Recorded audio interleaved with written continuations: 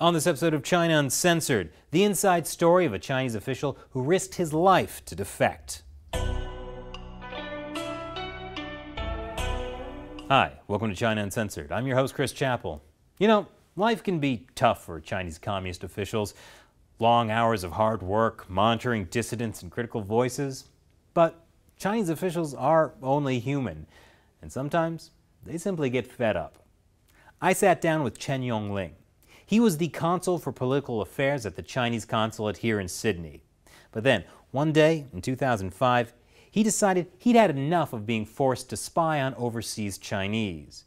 And he walked out of the Chinese consulate forever and put his life on the line to tell the world how the Chinese Communist Party really operates. Thank you for joining us. So tell us, why did you defect from China and seek political asylum in Australia? This is complicated. I've been thinking a long time for leaving the Chinese government. My father was persecuted to death during the Cultural Revolution by the Chinese regime, and also I joined the Tiananmen pro-democracy movement in 1989 and witnessed the massacre event.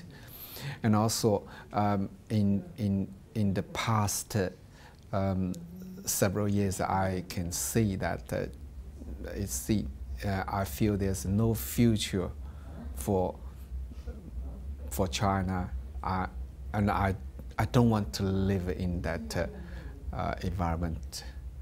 And also, I don't want my child being brainwashed as I was. Before you defected, you were doing things that you felt were morally questionable. I used to be certain kind of proud to being a Chinese diplomat. It seems I'm joining the policy decision to contribute to the national interest. But when I arrived in Sydney, I found this is not the case, and found a Chinese diplomat is a shameful career, a shameful job, and because what the diplomats are doing is not try to contribute to the country, is actually try to join certain kind of persecution against dissident groups. After you defected, did you face any danger or retaliation from the Communist Party? Yes, actually, there are a lot of risk. At the beginning, they found us and tried to take us back to the consulate. Probably, they tried to kidnap me back to China, and said that this guy voluntarily returned to China. They tried to take something like this. I believe I remember hearing you say you had a source who told you there was some kind of assassination squad sent after you? Yeah, I have a source from my colleagues in Ministry of Foreign Affairs, and of course sometimes I can get sources from other department, which some friend I make when the delegation visit from China. What did they tell you? They imply that there's a team of MSS, and they are going to doing some missions that were targeting my family. So they went after your family? The targeting of my family. Actually, of course, the main target is me. Are you in danger right now? If I do too much, if they thought that I'm playing a leading role in some area, they may try to hurt my family or myself in certain way. And if you're too quiet? If it too quiet, the same thing. Too quiet, they can also take action. So you need to be just loud enough. Yeah, that's right. Just loud enough and do as much as I can. So how did your family and friends react to you defecting? When I left the consulate, I have prepared that these friends or relatives will all cut the connection with me, and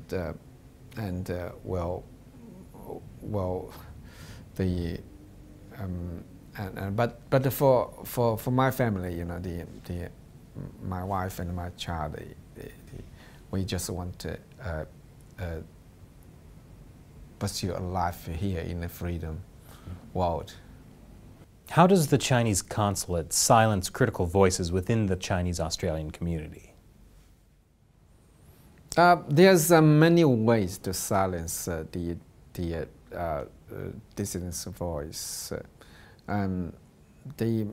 There's many ways, and one is actually, you know, the China infiltrated the Chinese community organizations, and it's generally, you know, via money, use the money to influence these communities, and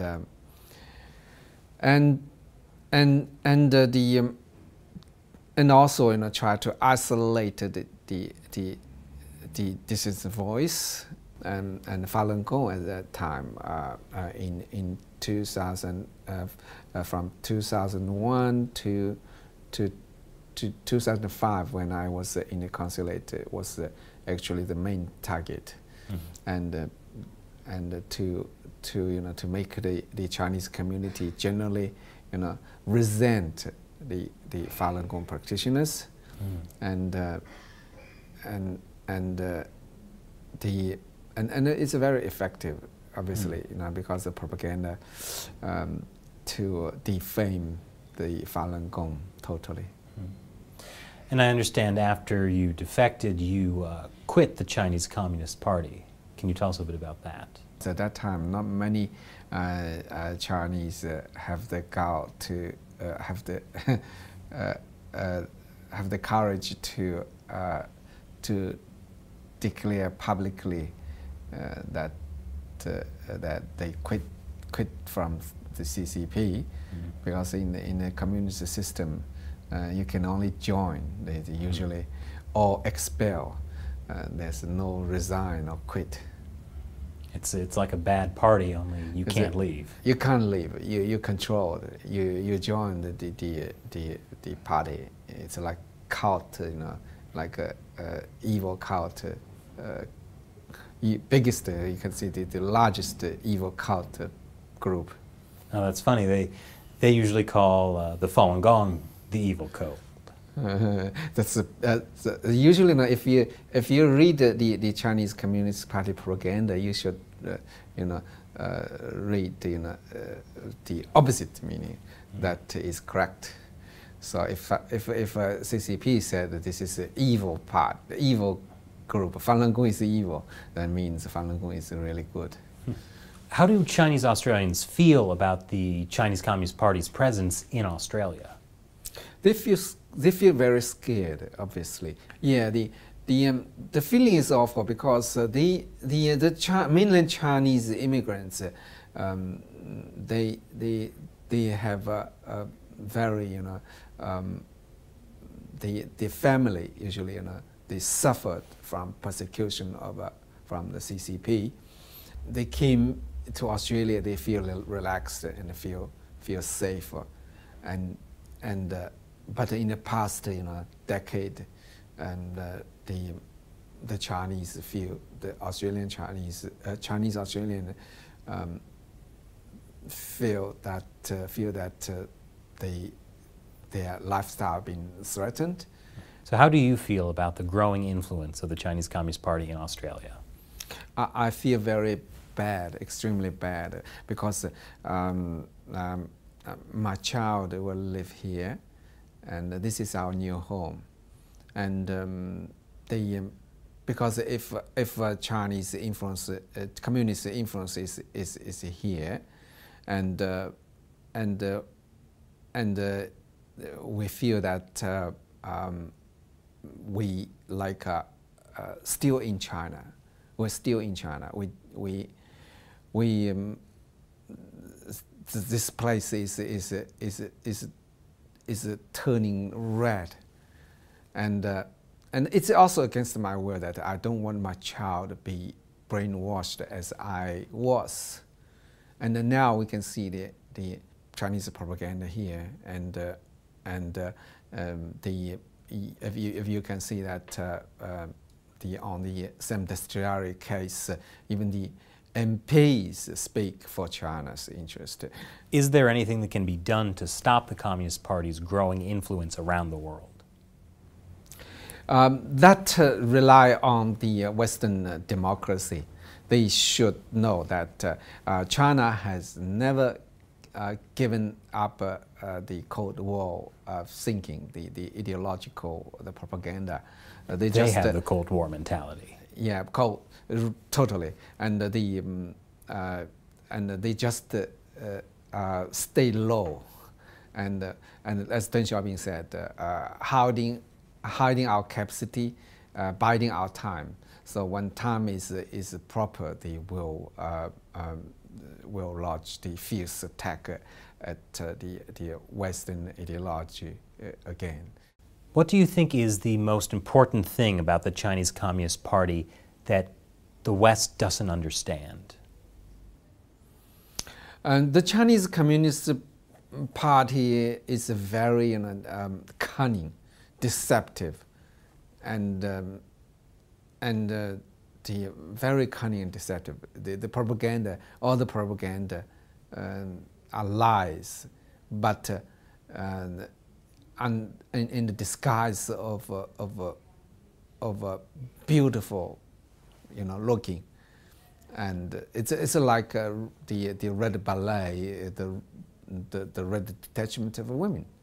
It's fascist aesthetics, looks beautiful, but it's all about hatred and brutality, and that will actually influence the public,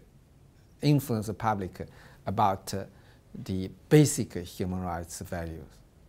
Thank you very much for joining us, Mr. Chen. This was a very enlightening interview. My pleasure. Thank you. Did you like this episode? Want to see more? Our trip to Australia was funded by financial support from viewers like you. Click here to visit our Patreon website. Contribute $1 or more per episode to make China Uncensored even better.